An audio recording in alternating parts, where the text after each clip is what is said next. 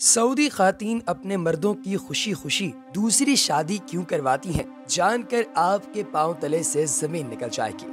دوستو، سعودی خواتین اپنے مردوں کی دوسری شادی کیوں کراتی ہیں؟ ہمارے کلچر میں عورت تو کیا، مرد کی دوسری شادی کو بھی معیوب سمجھا جاتا ہے، جبکہ سعودی عرب کے کچھ علاقوں کا کلچر اس کے بالکل برعکس ہے۔ سعودی عرب کے صوبے الاجزا کے دیہات اس لحاظ سے انتہائی منفرد ہے۔ یہاں خواتین اپنے خاوندوں کے لیے خود نئی دلہنیں تلاش کرتی ہیں۔ یہ سلسلہ 1981 میں اس وقت شروع ہوا جب ایک خاتون نے اپنے خاوند کو دوسری شادی کی ترغیب دی۔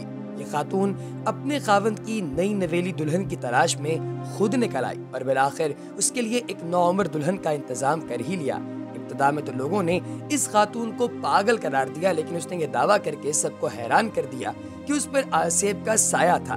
جب اس نے اپنے خاوند کی دوسری شادی کروائی تو آسیب جاتا رہا۔ اس واقعے کے بعد ایک اور اہم واقعہ بھی پیش آیا، وہ آپ لوگوں تک پہنچانے سے پہلے آپ سب سے گزارش کہ اگر آپ نے ابھی تک ہمارے چینل اردو میڈیا کو سبسکرائب نہیں کیا تو چینل کو سبسکرائب کیجئے، بیل آئیکن پر کلک کیجئے اور کمنٹ سیکشن میں اپنی قیمتی رائے کا اظہار ضرور کیجئے گا۔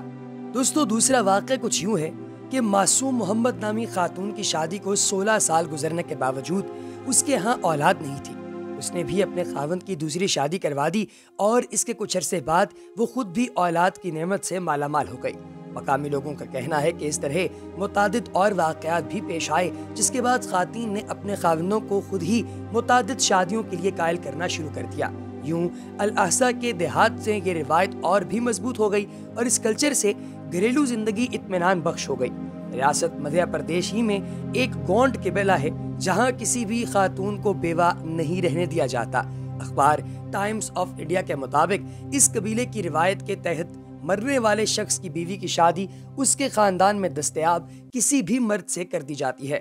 اگر مرنے والے کا بھائی یا کزن وغیرہ دستیاب ہو تو اس سے شادی ہو جاتی ہے، ورنہ خاندان کے کسی بچے سے شادی کر دی جاتی ہے۔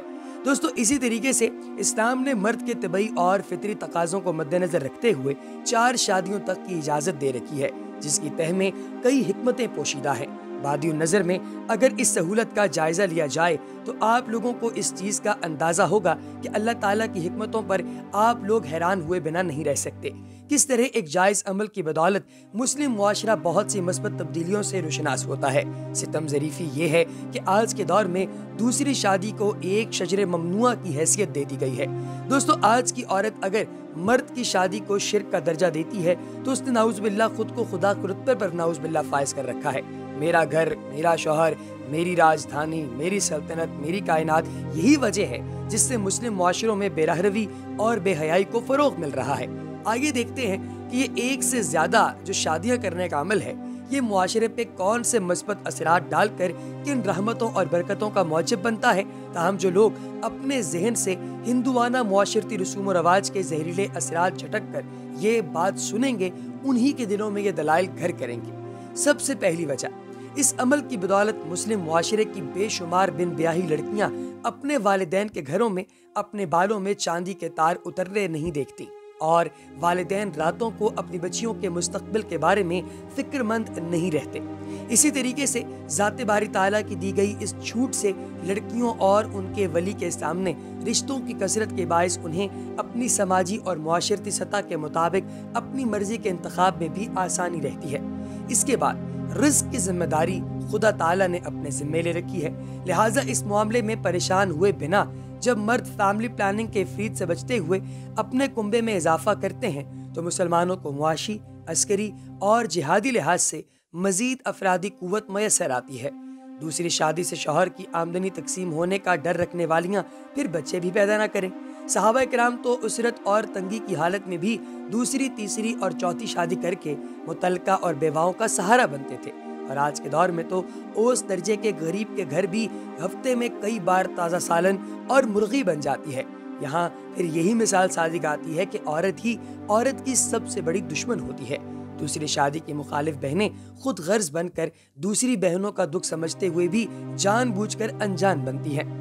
اسلام بیک وقت 2، 3 یا 4 بیویوں کی کفالت کا بوجھ مرد پر ڈال کر گویا عورت کو وہ احساس تحفظ فراہم کرتا ہے جو وہ اپنی ضروریات کی تکمیل کے لیے نوکری یا کاروبار کرتے ہوئے بھی حاصل نہیں کر سکتی۔ پھر اس کے بعد تمام دنیا میں عورتوں کی تعداد کا تناسب مردوں سے زیادہ ہے، اگر عورتوں کی پیدائش کا تناسب کم ہو تب بھی مرد حضرات مختلف حادثات، بم دھماکوں، جنگوں اور ٹارگٹ کلنگز کا شکار ہو کر زیادہ تعداد میں ہلاک ہوتے ہیں۔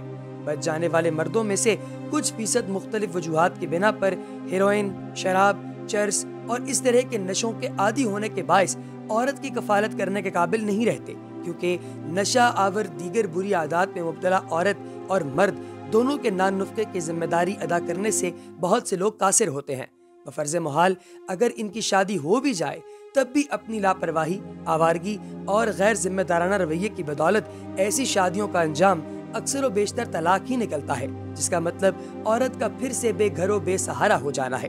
جو مرد حضرات ان بری عادات سے بچ جائیں تو ان کی ایک معقول تعداد تعلیم یافتہ نہ ہونے کے باعث برسر روزگار نہیں ہو پاتی یا اتنے ذرائع آمدن پیدا نہیں کر سکتی کہ اپنے کنبے کا بوجھ اٹھا سکیں۔ فی زمانہ کوالیفائڈ اور روزگار کے قابل جوان ڈگریاں ہاتھ میں پکڑے روزگار کی تلاش میں مارے پھر رہے ہیں۔ بے روزگاری اور عدم قناعت کے باعث کی جانے والی ایسی شادیاں اکثر طلاق پہ منتج ہوتی ہیں، اور آج کے دور میں خواتین کی تعلیمی میدان میں مردوں پر برتری اور ملازمتوں پہ قبضے کے باعث مردوں میں بے روزگاری کی شرح میں تیزی سے مزید اضافہ ہو رہا ہے۔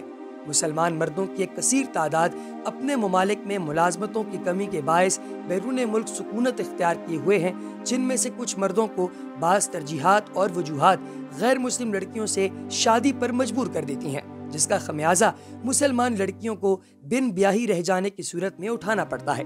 اس کے بعد ایک تحقیق کے مطابق نومولود بچیوں میں بیماریوں کے خلاف قوت مدافعت کا تناسب لڑکیوں سے زیادہ ہے۔ اس لیے کچھ لڑکے کم عمری میں ہی بیماریوں کا شکار ہو کر یا تو معذوری کا شکار ہو جاتے ہیں یا پھر جان سے ہاتھ دھو بیٹھتے ہیں۔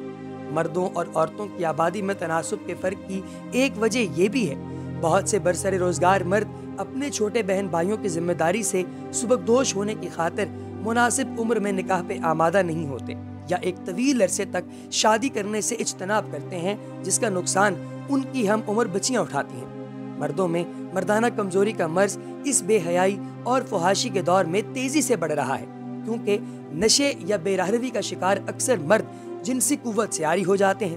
یہ بات موجودہ دور میں طلاق کے واقعات میں اضافے کا ایک بڑا سبب ہے، جس کی وجہ سے ایسی مسلمان لڑکیاں دوبارہ اپنے والدین کی دہلیز پہ آ بیٹھتی ہیں۔ ہر مرد فطرتاً عاشق مزاج ہوتا ہے۔ عورت کے معاملے میں اللہ نے مرد کو ویرائٹی پسند رکھا ہے، تبھی اس کی فطرت کے حساب سے اللہ نے اسے جنت میں 70 حوروں کی ترغیب دی ہے، جبکہ عورت کو بناؤ سنگھار سے فطری رغبت کی بنا پر زیور، کپڑوں اور اس طرح کی چیزوں کا۔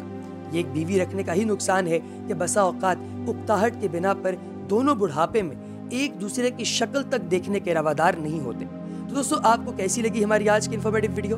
کمنٹ سیکشن میں ضرور بتائیے گا۔ اگلی ویڈیو تک دیجیے اجازت۔ اللہ حافظ۔